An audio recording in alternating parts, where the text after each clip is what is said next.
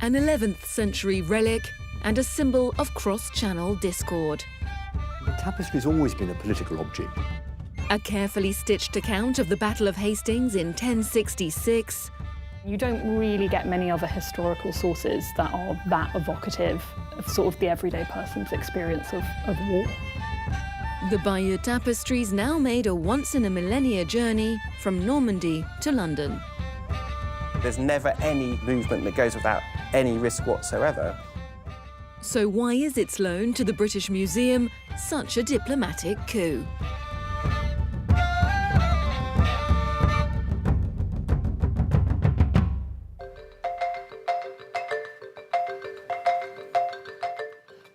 The Bayeux Tapestry is a unique creation, and although we call it a tapestry, it's in fact an embroidery.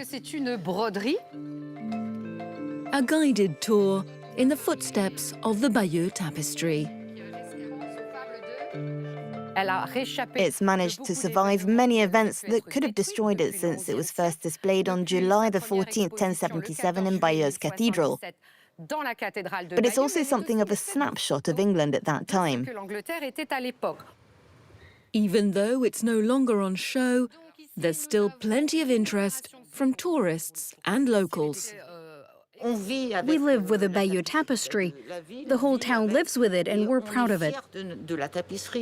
And Americans love a good fight, and we come here in droves to see the beautiful tapestry. Bayeux is now offering alternative itineraries for tourists during the temporary absence of its famous tapestry. The loan itself came as a bit of a surprise, but even so, for those of us who know the tapestry's history, we think it's reasonable to lend a work of art that depicts the beginning of what we call the Norman monarchs of England.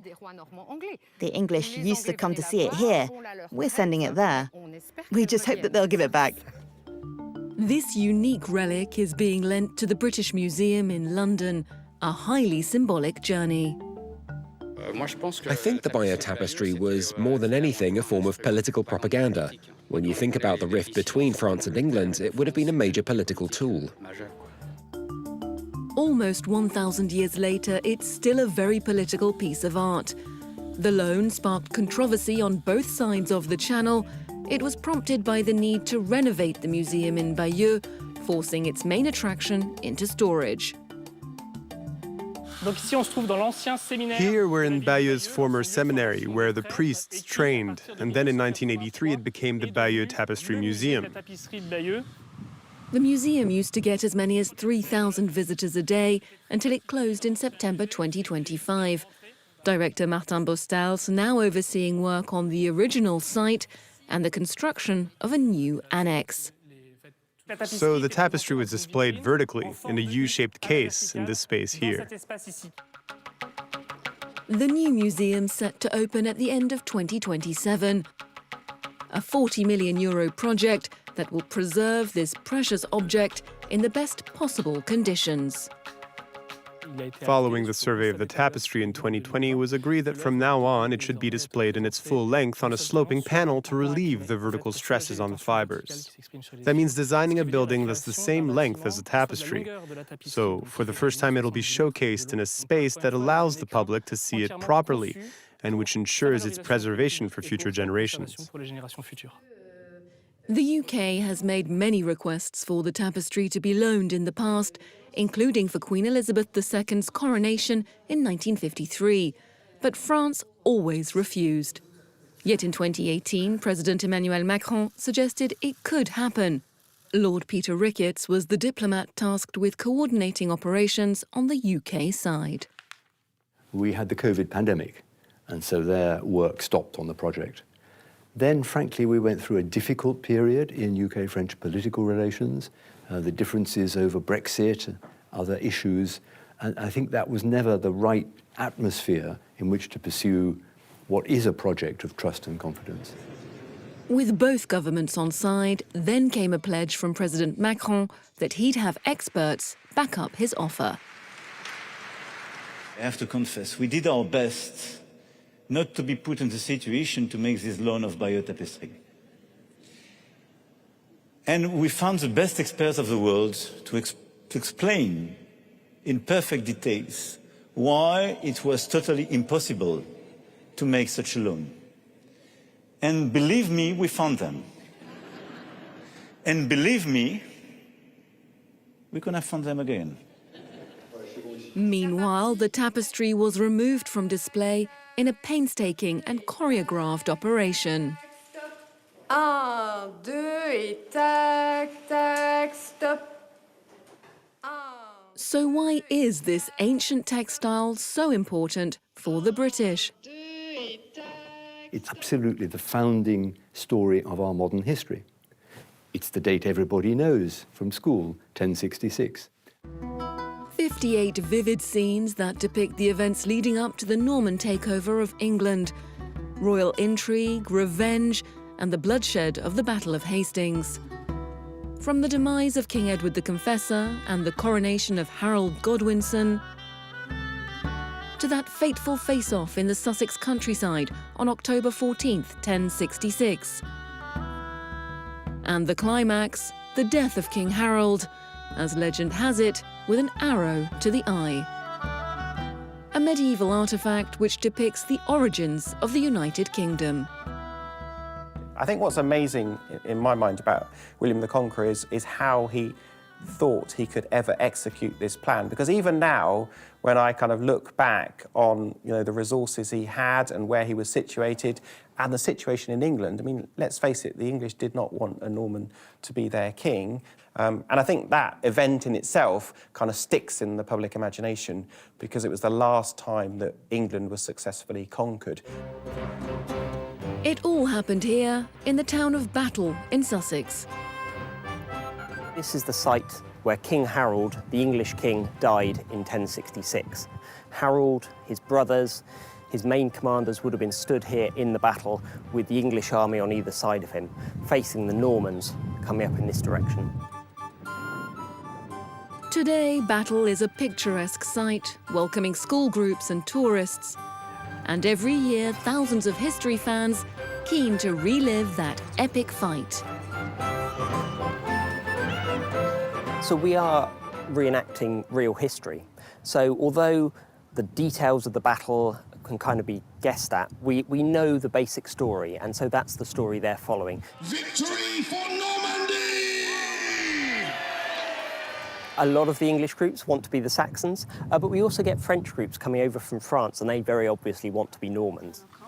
Preparations have already started for this year's event, marking 960 years since the day that everything changed for the English. And action. William of Normandy's won the battle, and King Harold's dead. William the Conqueror was eventually crowned in Westminster Abbey, London. His embroidered image has now returned to a site just a couple of miles away, the British Museum.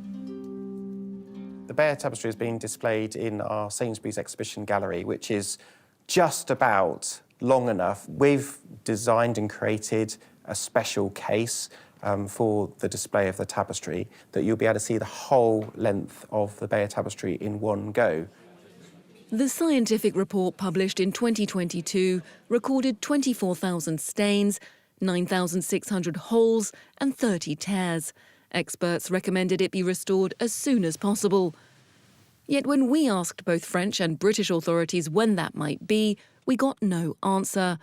Our attempts to contact Culture Ministry-mandated conservation specialists were also unsuccessful, with one expert citing a confidentiality clause. Then in June, the new minister, Catherine Pégard, held a press conference seeking to dispel any doubts about the operation. Nothing, absolutely nothing has been left to chance, especially concerning the transport of this artifact. The ministry also released a special report describing how the tapestry would be transported.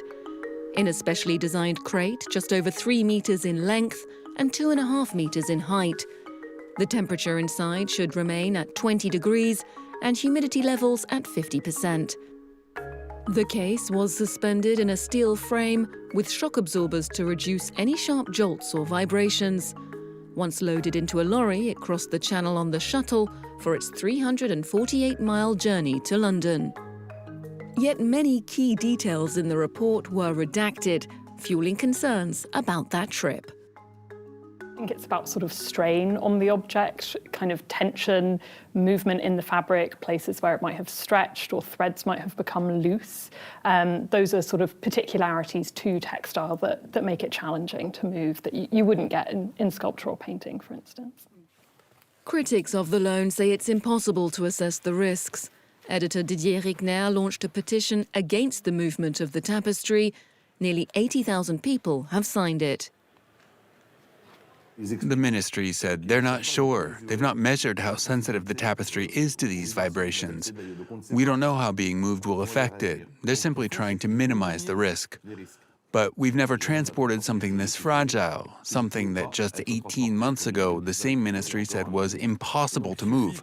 So just because the president says the tapestry can be moved without being damaged, then miraculously it can be.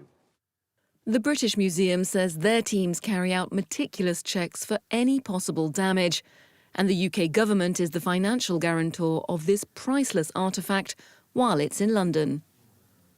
There's never any movement that goes without any risk whatsoever, but obviously the design of the processes and the procedures that have been put in place is to reduce that to as low level as reasonably possible.